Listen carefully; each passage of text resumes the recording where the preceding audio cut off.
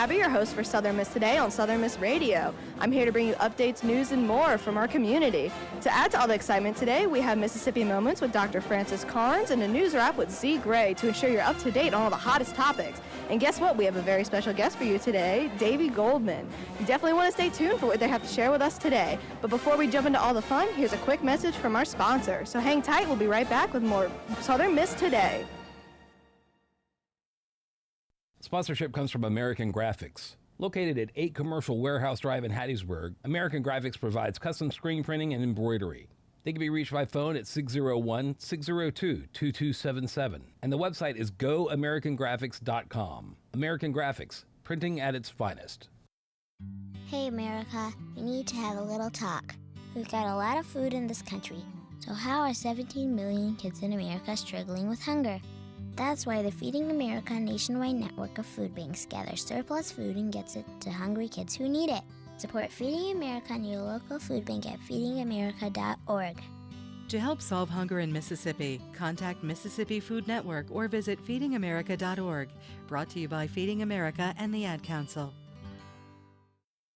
Welcome back. In campus news, the Mississippi Enterprise for Technology, in partnership with Aerospace and Defense Alliance of Mississippi and the University of Southern Mississippi, proudly announces the 2025 Mississippi Aerospace and Defense Symposium to be held October 22nd through the 24th at the Golden Nugget Casino in Biloxi.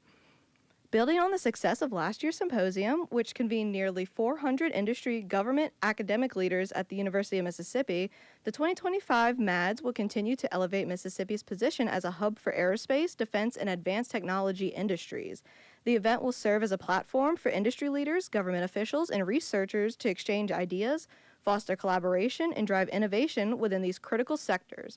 The Mississippi Enterprise for Technology is a public-private partnership dedicated to fostering economic growth in the aerospace, defense, and technology sectors, with strong connections to Mississippi's federal installations, research universities, and industry leaders. MSET serves as a catalyst for business development and innovation in the state. The Aerospace and Defense Alliance of Mississippi is an industry trade association that serves as convening entity for Mississippi's aerospace, aeronautics, and defense industries. ADAM fosters industry collaboration and strategic planning, providing advocacy and supports marketing and promotional efforts for the state's aerospace and defense assets. Also in campus news, the University of Southern Mississippi School of Music will host the Brass Symposium, a groundbreaking event that brings together some of the most esteemed brass musicians in the industry. The all-day event will be at 8 a.m. on Saturday, March 29th at the Mononi Performing Arts Center, with the final showcase starting at 7:30 p.m. For the first time, this region will experience an unprecedented gathering of brass talent, offering a unique opportunity for students, professionals, and enthusiasts alike to engage with world-class performers, participate in master classes, and gain invaluable insight into the brass world. Guest artists include top professionals on each instrument: Ashley Hall Teague, international trumpet soloist; Eric Rolsick, principal horn of the Metropolitan Area Opera; Amanda Stewart, associate principal trombone for the St. Louis Symphony; Hiram Diaz, euphonium in the President's U.S. Marine Band; and Willie Clark, tuba for the U.S. Force Band. The symposium is open to brass students of all levels, amateur enthusiasts, and professional musicians. Attendees can look forward to a variety of sessions, including a career panel with our guest artists who will offer valuable advice and industry insights for emerging and established artists alike. Whether you are just starting out, refining your craft, or pursuing a career in music, this discussion will provide practical tips and inspiration to elevate your musical journey.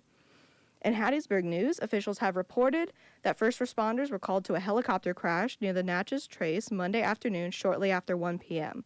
The crash was reported near Natchez Trace north of Highway 43. A Madison County spokesperson confirmed the deaths in the crash, saying, "We are on the scene of a medical helicopter crash in a heavily wooded area south of Natchez Trace and north of Pipeline Road. There are fatalities. We are now waiting for the arrival of FAA. Any other information should come from them." The University of Mississippi Medical Center released a memo stating that the two UMMC employee crew members and a MedTrans pilot were on board. According to the memo, no patient was aboard. Madison County Sheriff Randy Tucker told reporters that the reporting losing power, and after that, nothing else. The helicopter departed from UMMC at 12:25 p.m. and disappeared from the radar at approximately 12:36 p.m. The helicopter was in the air for 11 minutes before crashing in Madison County. According to FlightAware, a flight tracking website, the aircraft flew approximately 23 miles and reached an altitude of more than 2,000 feet. Please keep these families in mind, as well as the victims, in your heart as well. In Mississippi news, Wednesday, March 5th was the third time that the Susan B. Vincent Sportsplex in Laurel has been vandalized since January. Laurel Police Chief Tommy Cox said that damages include everything from broken mirrors to busted urinals and televisions.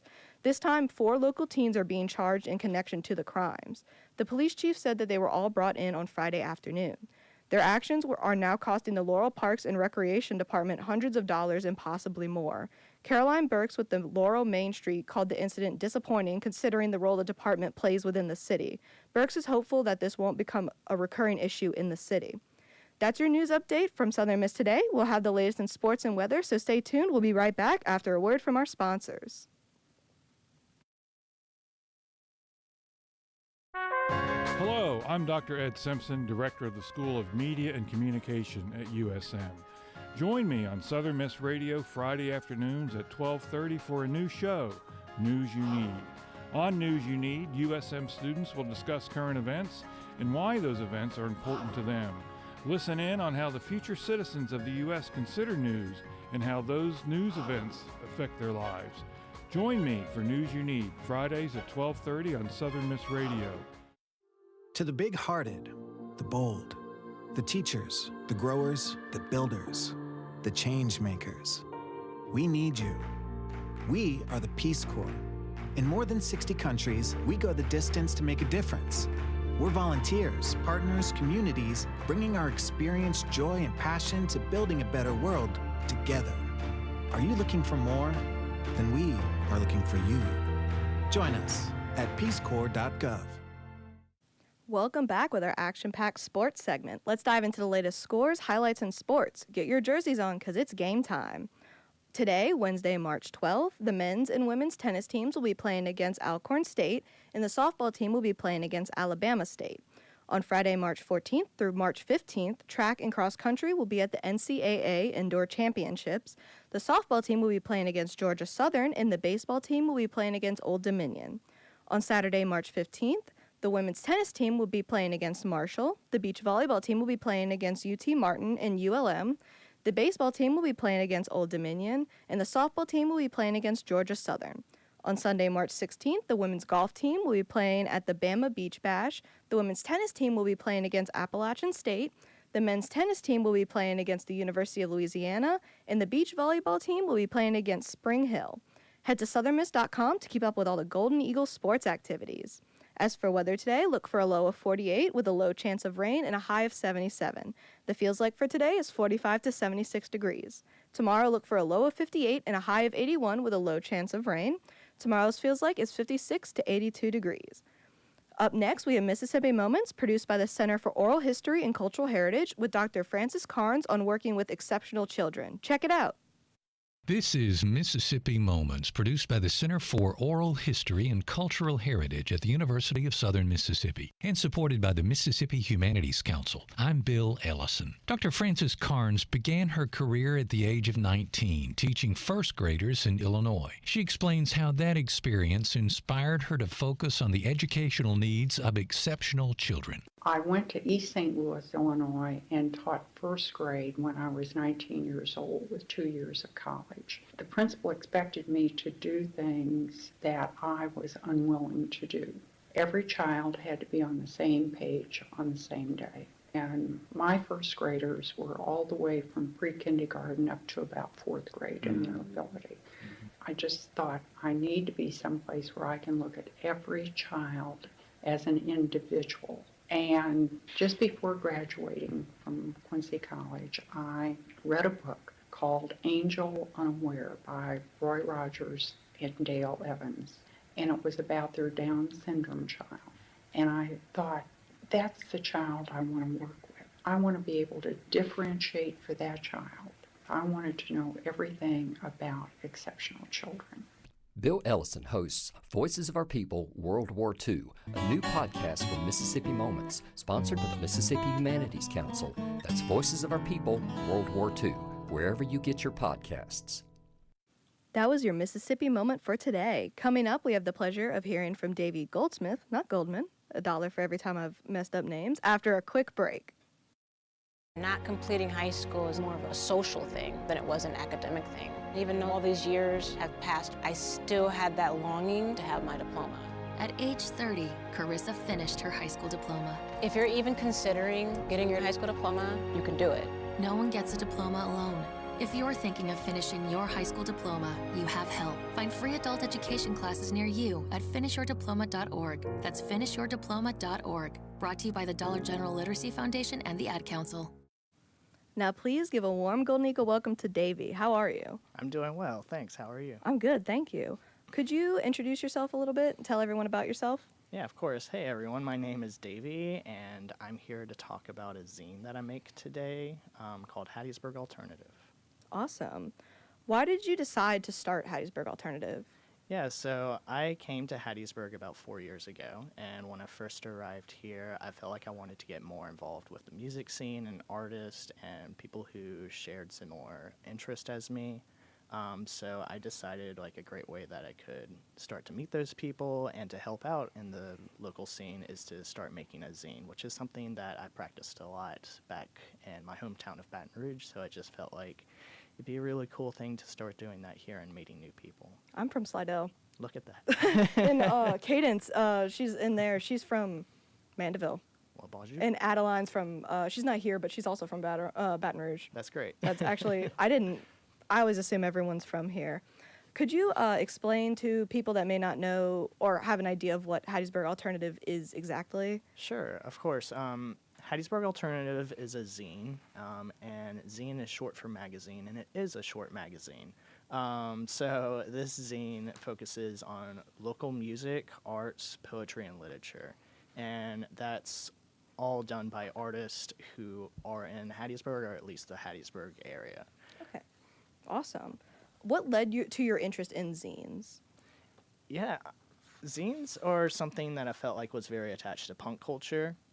And so as I started getting more involved with punk music and punk ethos, I started getting more interested in zines. And zines are something that I feel like are a lot more common in more major cities, especially up north or on East or West Coast. And so starting to do that here really helped me feel more connected to the larger scene on a national and even international level. Hey, awesome. We actually, me and my roommate just recently started doing them.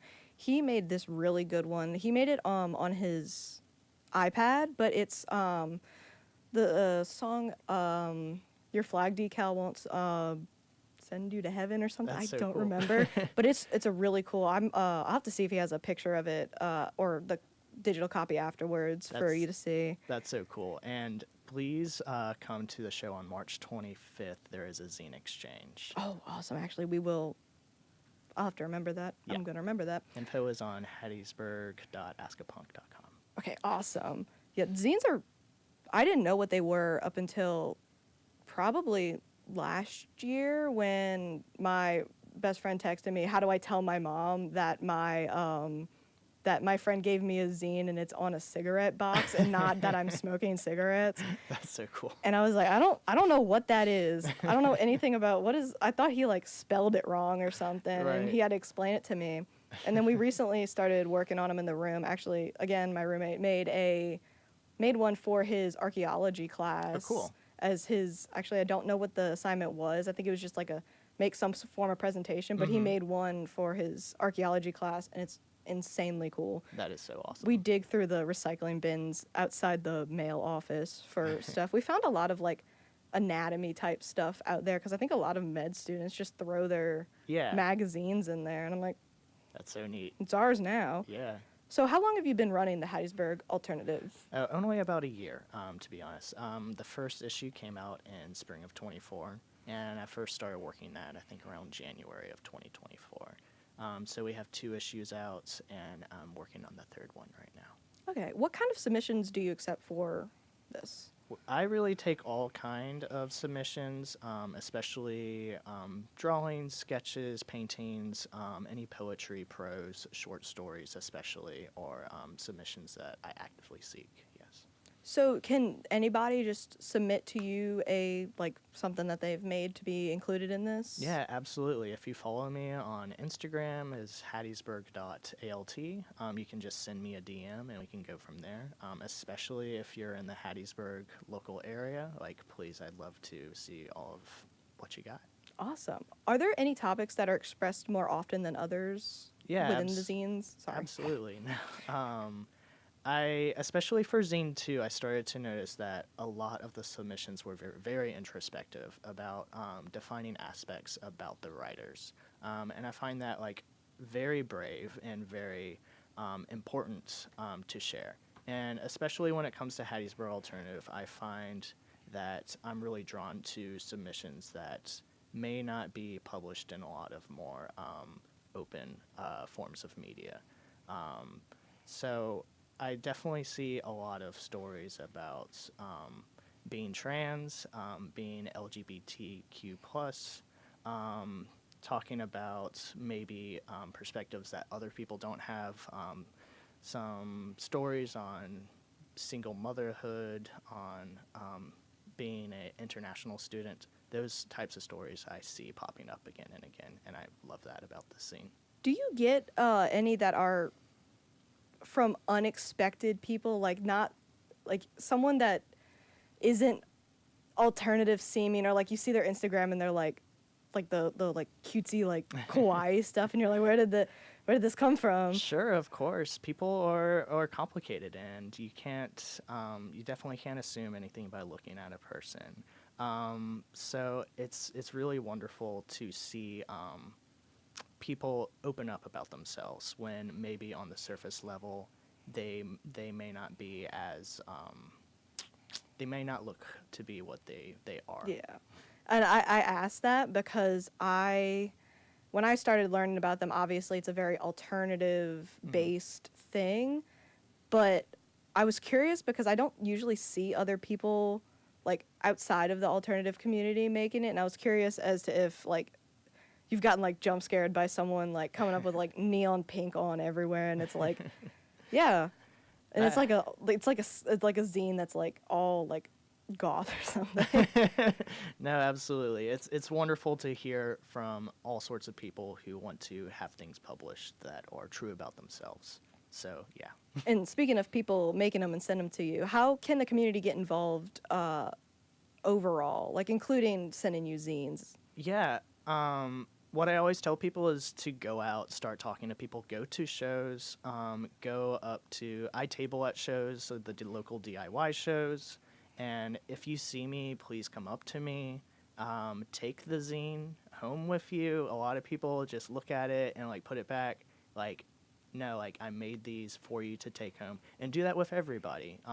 Talk to people that are tabling, talk to people who are performing, and talk to people who produce things. So yeah, that's definitely where I start. And please submit to the zine if you want to have your art or written word in it, and just stay brave in the face of oppression and organize and communicate. I definitely think more people need to know about zines outside of the alternative community, because it's there's so many ways you can make them without it being painting, you have to obviously use paintbrush and paint.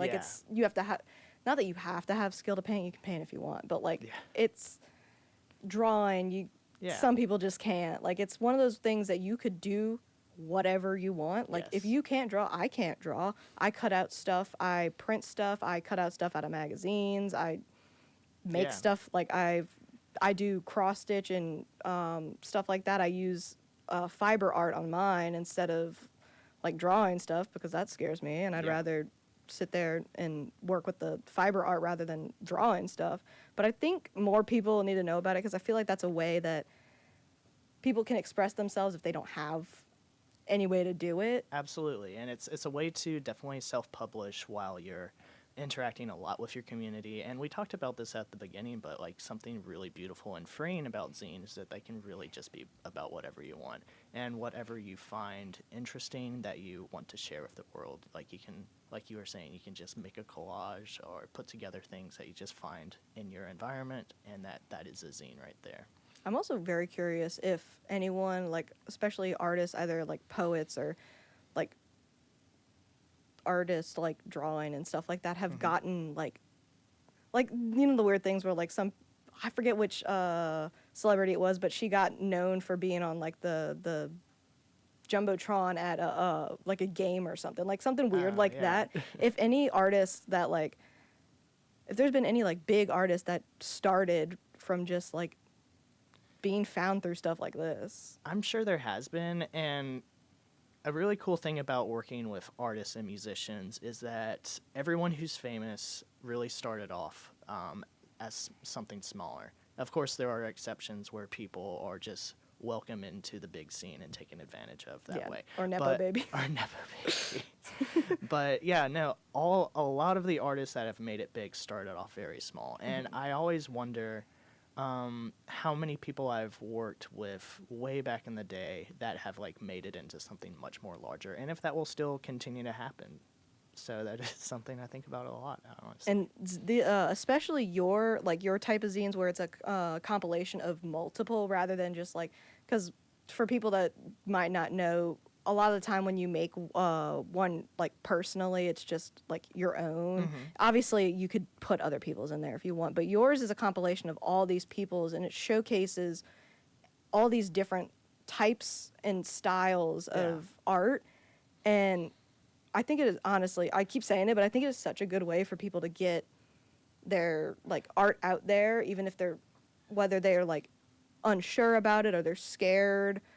The alternative scene is very, very nice compared to other places. Like, I think it's genuinely the nicest people. Yeah. Most questionable in some of them, but most of them have been like the nicest people I've ever met. Like, you see some of them in like the full like chains and everything, and they're the nicest people, like foot tall boots, and they're the nicest people ever. Absolutely. And so they're very accepting of other people's stuff. And I've seen so many big artists share small artist stuff out of nowhere. Like one of the bands that I really like called Babe Haven, they're in North Carolina. They're constantly putting up other bands and other groups that have maybe like 20 followers that they listen to or they even get inspiration from, and they're constantly putting them up on their Instagram, and I've watched their Spotifys and their Instagrams skyrocket because of these bigger groups. No, absolutely. Putting it up. I feel the whole purpose of the alternative scene, including Hattiesburg Alternative, is to be a platform for people who want to have it otherwise. And so definitely when you come to shows and start to interact with people, the whole reason we're all together is to welcome each other there. And it's also very important not to tolerate any sort of like gatekeeping or gaslighting in these scenes. Maybe some girl bossing, but yeah, you know. And it's also so wonderful to see an artist that's made it keep the door open and welcome in people behind them. And I wish everyone did that. Absolutely. Back to not random things that come off my head. Do you have any goals or visions for Hattiesburg Alternative in the future? Yeah, absolutely. I've always wanted to bring a project like this, especially these zines, to the point where they're a full magazine and they're in color, and I'm going from maybe like 500 copies to like a couple thousand being distributed across town.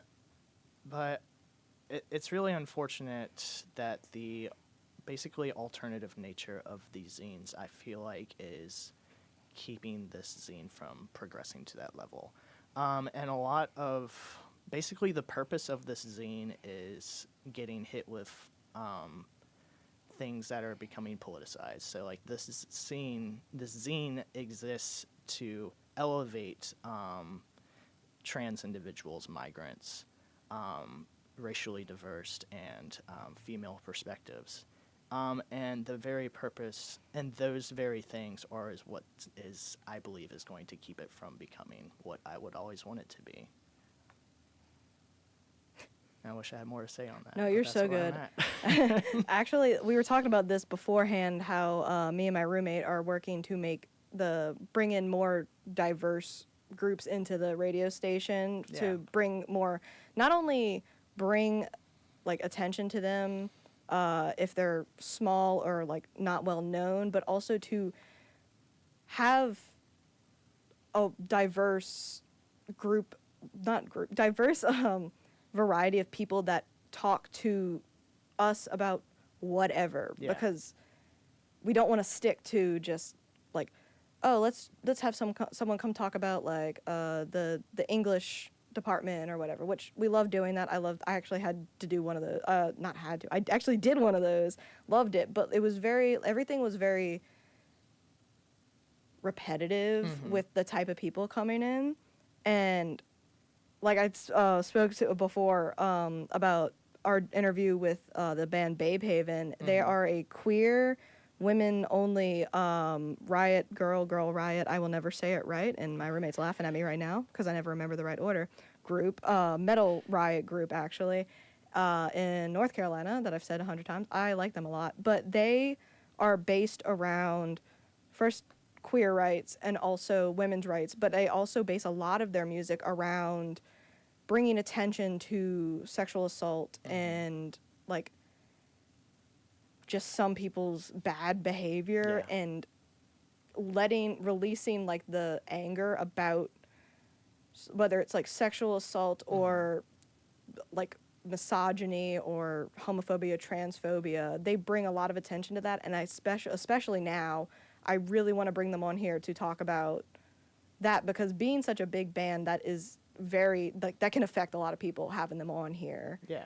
And as well as with this is a great way to, the zine, sorry, I forget, not everyone can see me. This is a great way to bring, like you said, attention to women's voices, queer, trans, everything like that. Yeah. Is there, before we wrap this up, is there anything else you'd like to say? If you'd like to plug your Instagram for this or whatever? Yeah, of course. Please follow me on Instagram. It's hattiesburg.alt. Please, if you have art or written word that you want to have published, like, please send me a DM. And just start coming out to shows, be active, talk to people, and I would love to work and cooperate with everyone who's listening. So awesome. Thank you. And everyone, I don't care what you do, who you are, make a zine. They are fun. I made one that technically isn't a zine. It's just a piece of paper that's on my wall, but it was supposed to be a zine, but it was cool. They're fun, and it's a fun thing to do. Do it. I don't care who you are. Do it. Thank you so much for coming to talk with me today. Of course. Thank you. No problem. Coming up, we've got Z Gray reporting on rising electronic prices.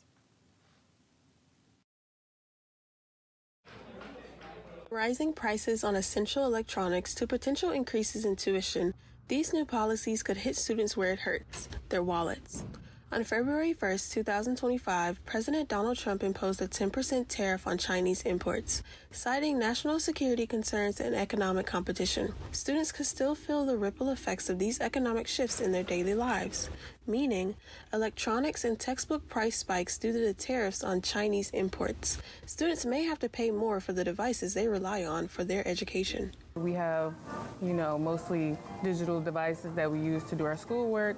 We work through Canvas or all these different things that require some sort of electronic device, and it's already expensive as it is. Colleges that depend on imported equipment for research labs and classrooms may experience rising operational costs as well, which could trickle down into tuition fees for students. Especially with my major, I'm a graphic design major, so literally everything is money. A lot of people say, and they don't tell you, but you got to buy your way into this major, and you have to, of course it relies on passion, but specifically with this major you need the electronics, you need the paper, you need the ink, like you need everything. It's also important to note, budget-friendly retailers like Shein and Temu could face higher costs due to changes in trade rules. That means fewer discounts and higher prices on clothing, dorm essentials, and accessories. Z Gary, SMTV.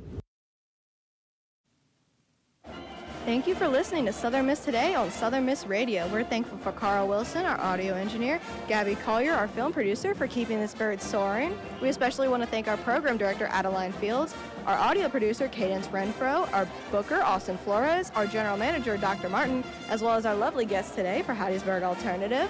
That's all for today on Southern Miss Radio. Thank you for listening. Remember, fly, Eagle, fly. I'm your host, Abby Buzagard, signing off. Stay creepy.